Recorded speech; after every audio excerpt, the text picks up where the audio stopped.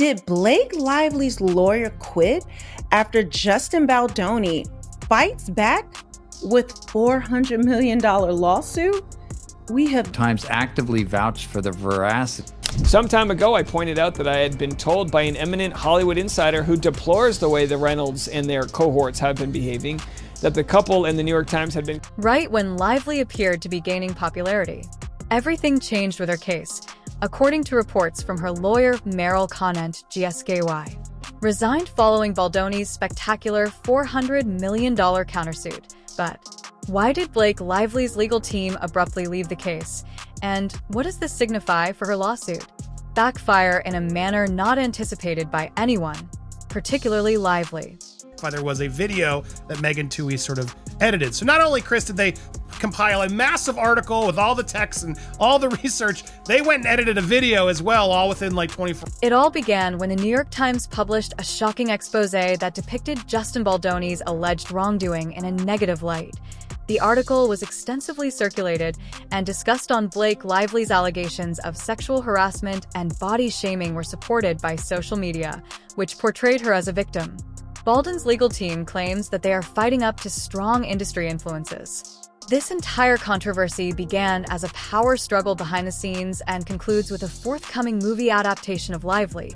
The film's star and author of Colleen Hoover's best-selling book allegedly got into a fight with Baldoni, who not only directed the movie but also had a significant influence on its creation, according to those familiar with the matter. Lively and Baldoni's disagreements evolved into a full-fledged hostility, with Lively reportedly became irritated about several artistic choices that didn't work out for her. Question. Now this video, filed on Friday. Thank you to Citizen Journalist for putting it on easily accessible. Initially, the lawsuit seemed to be a turning point in Hollywood's continuous reckoning with the improper conduct that led to the scenes. Lively made serious claims, and her team was headed by well-known attorney Meryl Conant GSKY appeared certain that they were in control. But as Baldwin's legal team started to delay, the case took an unforeseen turn that damaged Lively's reputation. A criticism of the media's participation, including that of the New York Times. Actor-director Justin Baldoni is now suing his former co-star Blake Lively and her husband Ryan Reynolds, seeking more than $400 million in damages, accusing them of defamation and extortion. While Justin Baldwin was fighting to the end, his legal team swiftly went on the offensive after the accusations against him first caused anger, offering proof that totally refuted Lively's allegations at the very moment when it appeared like Blake Lively's lawsuit had placed Justin Baldoni was on the defense. But he returned with a huge $400 and a booming voice. $1 million lawsuit that stunned Hollywood. And he's not just pursuing Lively in an incredible move. Baldoni has also named Ryan Reynolds in a lawsuit alleging extortion and defamation against Lively and her spouse. According to Baldwin's countersuit, instead of amicably resolving their disagreements, Lively and her group began a full-scale campaign of character assassination, claiming that the accusations of harassment weren't merely untrue. They were a part of a planned smear campaign intended to ruin his reputation and drive him out of Hollywood. And in order to support these assertions, Baldwin's legal team is getting ready to publish what they claim is indisputable: evidence of emails, texts, and behind-the-scenes video that purportedly revealed Lively's reasons. Comes as Justin Baldoni's team launched a new website over the weekend, featuring an amended legal complaint and a 168-page timeline of events, including newly released text messages. Baldoni's team made a bold move by launching a special website to provide the proof for that this action was unusual in Hollywood court cases for the public to review, where the receipts are displayed and the majority of cases are held behind closed doors. Baldoni made a forceful declaration that made it clear he had nothing to conceal. We want the documents to be out there. We want people to make their determination based on receipts. However, despite the growing evidence, it appeared that Lively might have much more to account for. Despite criticism, Baldoni remained unwavering in his resolve to reveal the truth as the receipts kept surface. It became evident that this was not your typical legal battle. Rather, it was a battle for openness, and Baldoni wasn't ready to relax. The way she thought she could market this film, that's where a lot of this backlash came from. So I do think if there's someone out there who's trying to rehab their image, it's definitely going to be Blake, because... The why bring Ryan Reynolds into the lawsuit? His involvement has added another dramatic dimension to the situation. According to certain insiders, Baldoni thinks Reynolds was actively involved in the alleged smear because of this problem. Campaign, either by providing funds, influencing media coverage, or leveraging his connections in Hollywood to turn if these allegations against Baldoni are true, Reynolds and his wife may find themselves in hot trouble. In the meantime, Lively and Reynolds have said nothing at all, declining to address Baldwin's lawsuit, which is often a Hollywood power couple like them would quickly deny the allegations or take legal action to refute them, but their silence is merely escalating the conjecture. May they be frantically attempting to contain the harm, or do they think the case is so ridiculous that it doesn't need an answer? This is such a bad look. And it's not the first time you've been accused of such things. Tim Miller, the director of Deadpool. One thing is undoubtedly, this is now a full-fledged Hollywood affair rather than only a legal issue. Baldoni is going on the offense and isn't merely trying to clear his name. Considering Lively is one of the top A-list celebrities in the business, if his lawsuit is successful, it may totally change the story of this case, maybe put an end to careers, and with the publication of his alleged smoking with gun evidence in the mix, the stakes are higher than ever. Justin Baldwin isn't merely refuting Blake Lively's charges. He's taking the gloves off and getting right to the point. His legal team has demonstrated that they are not merely engaged in a battle. Instead of letting the court know that they are fighting in the public arena, they are going to drop a bombshell. Fester Baldoni is getting ready to make public a vast amount of evidence that could refute Lively's assertions. All text messages, emails, and even behind-the-scenes video are scheduled to be painted a very different picture in public than the one Lively and her team have been promoting. In contrast to most, Baldoni is taking an approach to high-profile Hollywood matters that are handled under the veil of court documents and media spin. It's an audacious move to develop a dedicated website where people can view the evidence for themselves. Forceful gesture that suggests he has nothing to conceal if his group is prepared to be transparent. Brings up an important query. What is Lively concealing? Private text messages stolen from Abel's phone by her former employer and Baldoni and Wayfair's former publicist, Stephanie Jones of Jonesworks. So that's the allegation that they had in their First Amendment complaint. They're saying it again here because remember, I've said it many times before, I'll say it again. There are more than simply minor discrepancies in the receipts that Baldwin's staff is producing. Might totally ruin Lively's case, according to sources, but the email will demonstrate a friendly and professional working relationship that explicitly refutes her allegations of abuse. In the text, their disagreements paint a distinct picture, one in which Lively was not mistreated but rather angling for greater power behind the scenes and feeling unhappy with creative control. If the video proves to be as damning as rumored, it could demonstrate that Lively's account of events was accurate, was thoughtfully chosen to support her complaint. Tarnished Lively after she alleged that Justin Baldoni, her co-star and director, and Jamie Heath, the producer. According to Baldwin's countersuit, that the goal of this whole issue was power control rather than harassment.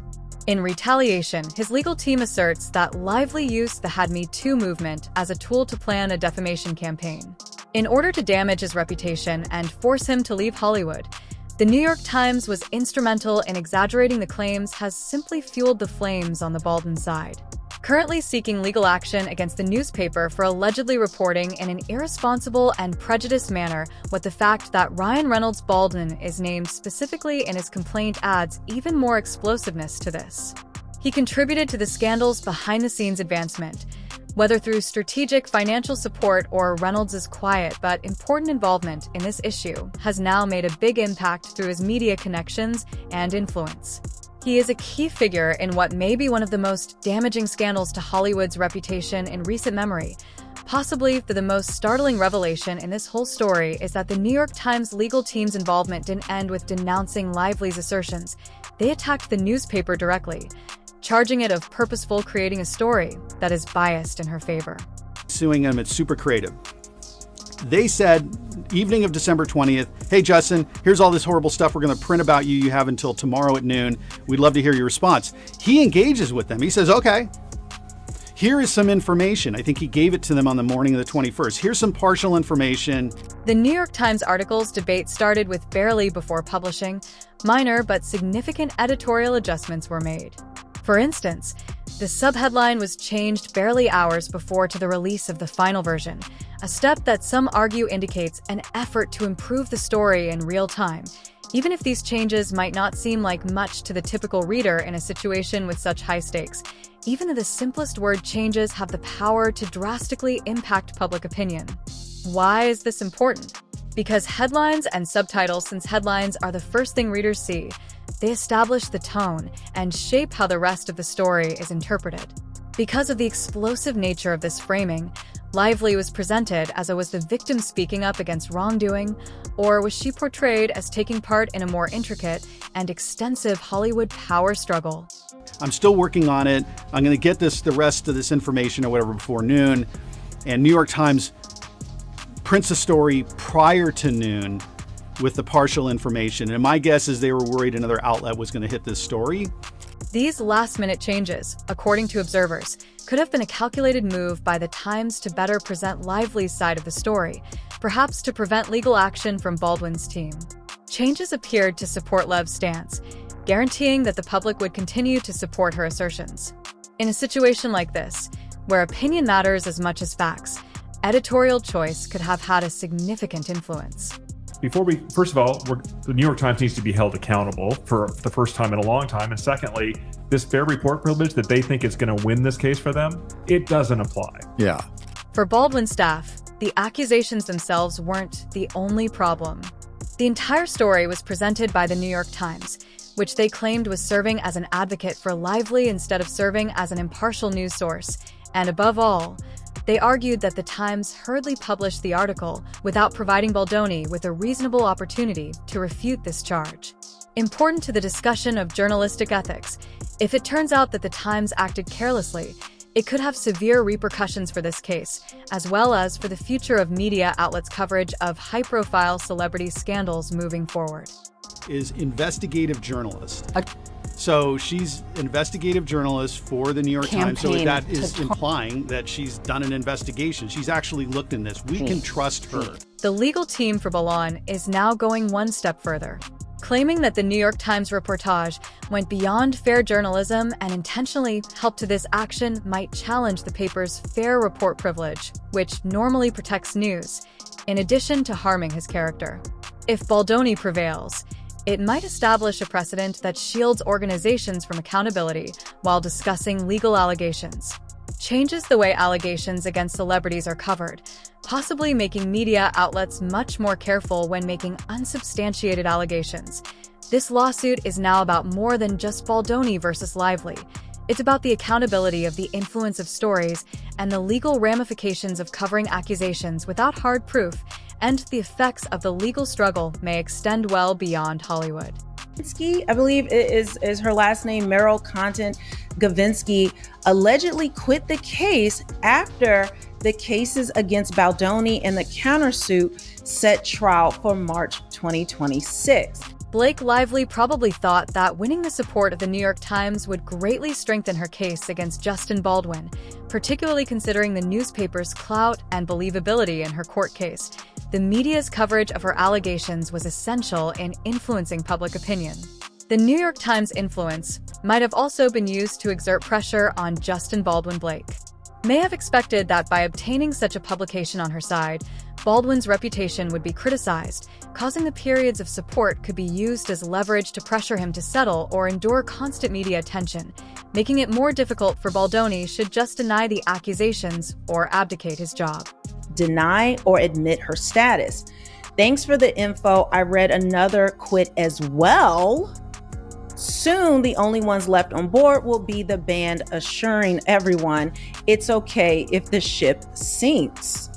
If there ever came a time when, in Blake Lively's lawsuit against Justin Baldwin, it was the abrupt and dramatic departure of her attorney, Meryl GSKY, is aware that legal teams don't simply desert clients in the midst of well-known cases without a Reason and GSK's exit have only strengthened rumors that Lively's case is unraveling more quickly than anybody else's.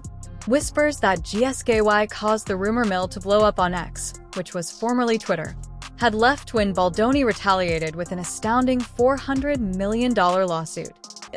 And total rational person, Blake Lively had A few sources asserted that battling against Baldwin's combative legal team had simply become too much burden, while additionally, it was said to be a losing battle to handle Lively's progressively weaker assertions. Others said that GSKY had been taken by surprise because Lively's charges lacked solid proof. Building a strong case and being a completely logical person is practically impossible, Blake. To make things worse, Lively had a conspiracy theory that suggested she and her group might have failed to provide GSK with important information when they initially brought the complaint against her. The attorney felt duped, which is why she resigned rather than jeopardizing her career after all. An elite lawyer would choose to be involved in a case that might end up being a calculated publicity stunt rather than a real court case. Recently announced, along with Gottlieb et al., to be now representing Drake in his defamation case against Kendrick Lamar. Further fueling the flames, online investigators looked into GSK's other well-known cases, especially some noted that she worked on Drake's defamation case against Kendrick Lamar. Goski may have realized that managing both claims at the same time would be a logistical nightmare. She was overburdened, but others didn't accept her justification. Why would a strong lawyer refuses to take on a case that would make headlines unless she sees it going completely wrong? She was the one tasked with tackling Ryan Reynolds' perineum. One that's especially juicy according to theory. Goski might have been alerted about the legal minefield and Baldwin's countersuit. That lay ahead, Baldwin's crew isn't merely protecting him. They're attacking Lively as well as against the New York Times for its purportedly biased coverage. If Goski thought the case could eventually expose Lively and the Times to even more serious legal issues, she may have chosen to leave before things got out of hand. Unfortunately, neither GSKY nor Lively have made any public remarks on the true cause of the separation, but the lack of discussion is deafening. Reasonable explanation that didn't pretend catastrophe. Wouldn't they have hurried to correct the record instead of all that remains are rumors and the indisputable truth that Lively's legal team is currently in disarray at a crucial juncture?